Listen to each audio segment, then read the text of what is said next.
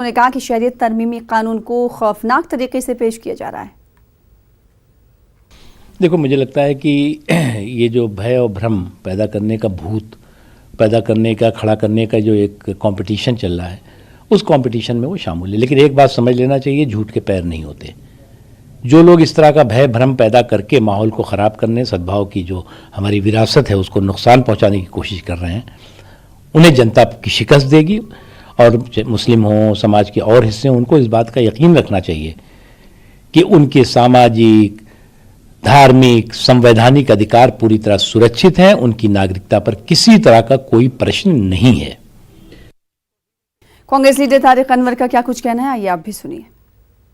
ये बात तो उन्होंने ठीक कहा है कि आज सारे देश में एक प्रकार से आग लगी हुई है और लोग डर और भय के वातावरण में जी रहे हैं। और हालांकि गृह मंत्री और प्रधानमंत्री इस बात को मानने को तैयार नहीं हैं, लेकिन आज सारी दुनिया में जो सिटीजन अमेंडमेंट बिल आया है और जो एक प्रकार से संवैधानिक जो हमारे देश की जो व्यवस्था है उसके विपरीत है और उसकी भर्त्सना,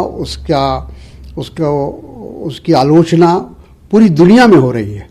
दुनिया के जो तमाम विश्वविद्यालय हैं वो भी उसकी आलोचना कर रहे हैं, लेकिन हमारे प्रधानमंत्री जी के उनके ऊपर कोई इसका असर नहीं पड़ रहा है और ये दुखद है।